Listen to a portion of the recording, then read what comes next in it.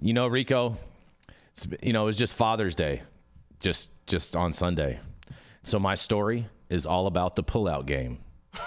Okay? Because a marijuana MSO, the Cannabist Co., is exiting Florida in a corporate restructuring. That's right. They are pulling out of Florida, you guys.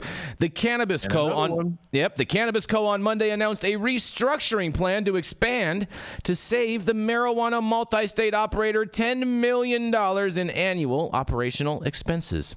The cost-cutting initiatives, according to a news release, include divesting all assets and licenses in Florida, closing an underperforming retail store in Trinidad, Colorado, shuttering 2 stores in New York, and reducing operational hours at 2 of its medical marijuana dispensaries in the state, you guys. In a quote, "As we have made clear since the beginning of 2024, under new leadership, the Cannabis Company will look very different by the end of this year in terms of our operational footprint, overhead expenses, and de-risked financial profile," says CEO David Hart said in a statement. In an additional quote, he says, "Our focus is on building a better business positioned for profitability and long-term sustainable growth.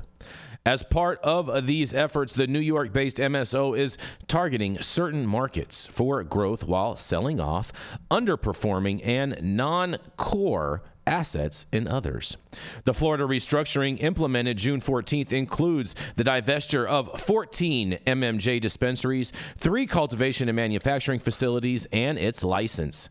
The assets have drawn letters of intent from several buyers and $2.75 million transferred in escrow, according to the release. The Cannabis hired ATB Securities as an advisor for the Florida transactions, and the Florida assets accounted for less than 5% of the company's first quarter revenue of $122.6 million, down 4.4% year over year. In New York, the company is reducing operational hours at its marijuana stores in Brooklyn and Riverhead and closed its Manhattan and Rochester locations permanently because of lease expectations. The Cannabis Co. said it will continue searching for new locations for those licenses, and the MSO is targeting growth in Delaware, New Jersey, Ohio, and Virginia. And last week, the company opened a retail outlet in Richmond and its 11th store in Virginia, and has another location, the state in Virginia, in development. The company plans to open its 3rd store in New Jersey in the 4th quarter in Mays Landing, and the Cannabis Co. said it's upgrading its 5 MMJ stores in Ohio with an eye on converting to adult use sales later in this month and expanding their cultivation. In Delaware, the company is preparing for adult use sales, and its 3 locations in Reno Beach, Smyrna, and Wilmington. I'm sorry, I probably murdered all 3 of those cities, but nonetheless. And Hart told Analysis in March during a 4th quarter and year-end earnings call that the Cannabist planned to focus on the wholesale side of its business in 2024 after an audacious 2023, you guys. Well. Pull-out game is strong. I can't imagine why you would want to pull out of Florida, but apparently this company needed to. I mean, I would have trashed all those New York licenses and kept the Florida one, but I can't wait to hear what you guys have to say about this. Have you been to Trinidad, Colorado? No. Smart people pull out of Florida. This big. It's this big. I mean, I think it's funny. Get out of Florida while you can. A great example of how just because it works somewhere doesn't mean you can work for every market. And I think companies like MSOs need to really have a different strategy. Centralized buying doesn't work. I don't care if you're in the same city or same state. Things like that. You need to make sure that you know your consumer base, or it's not going to work everywhere. There's not a plug-and-play solution for cannabis retail. There's not? There's not. There is a brand called Plug and Play. Yeah, well, that's I was going to say, shout out to Plug and Play. Shout out to Plug and Play. Good people. Here's one of the reasons why somebody might consider exiting the Florida market. Why, Yarrow? Why? Mar-a-Lago. It's definitely not the weather. On DeSantis. No. Ground zero for Florida, man. They couldn't get hurricane-approved construction? I mean, it was going to be a statement out of question for the group, but okay. Orange paint. The reason why a company Just brainstorm this. The reason why a company might choose to exit the Florida market Alligators? Go for it, Yarrow. Go for it, Yarrow. Please. Please. is this. Disneyland.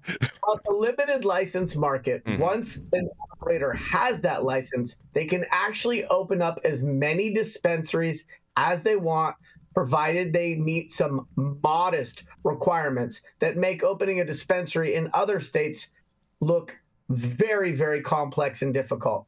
And so when True Leave or one of these other operators that has a big footprint in Florida talks about the number of doors they have in Florida, we need to recognize that once they've acquired that very valuable limited license market, the ability for them to open up a lot of doors is actually a lot easier. And so that means that you're not really capped in the same way that most people would think. And it also means that those licenses are still probably valuable enough to trade, hopefully for somewhere near what they paid for it, maybe even a little more. I don't know. But I think there is something to be said for MSOs no longer having the bravado that just because they have some Wharton MBAs, shout out to Wharton though, and that they've got a war chest, that they're going to come out and be able to do everything better, faster, quicker, more efficient in every market that they're in. I mean, we saw companies retract out of California, large MSOs. It's a very complicated market. I understand that. But what I'm saying is that for this MSO to pull out of Florida, like I would have pulled out of New York. Okay, I would have get rid of all the licenses in New York because they're basically worth nothing because there's zero enforcement going on anything in New York, and I would have focused all my efforts and doubled down on Florida. That's what I would have done if I was the CEO of this company. I agree with you. If I was in the driver's seat, that's what I would have done too. Yeah. Just I think this is a massive dropping of the ball by the Cannabist Co. There's got to be information that we're not privy to because or they're showing how difficult it is to make money in Florida. It's not difficult to make money in Florida though, Todd. That's the point. It's not that difficult. Well, they can't get it on the ballot. They got a governor who hates it. It's difficult to run businesses that you see ads on TV. Kim saying, Rivers just opened up their it." 200th store in Florida, bro. So I'm not buying that for a second. We've also said they have a big medical market. They got I guess they're 30 million old people. to sustain them. I mean, you know who likes weed in Florida? Floridians, because they have to live with Florida people. So yes, there's a great consumer base. I didn't get that. That didn't make any sense. It's okay. They're all medical patients. It's a big senior citizen community. I understand that. I get it, but like I think this is a total blunder on the cannabis, formerly Columbia Care. That's right. Look, I'm not rooting for. I mean, I don't think you're wrong about pulling out of New York. That's what they should have done for sure. Mm-hmm. If I was looking at the strategy in a market that I think would do well in the next 24 months, I would rather put my resources into scaling in Florida than into watching New York and roasting my marshmallows over that dumpster fire. Yep. If it passes, so if it doesn't pass, doesn't matter if it passes or if it doesn't pass. It doesn't even matter. Florida is 10 times a better market than New York. You're down. I'm not defending New York. New York's a piece of shit. I agree with you. Okay. All right. Just saying, all right. I agree with you. All just right. trying to follow the money in the way of Rico. You know what I mean? Just following the money, you guys.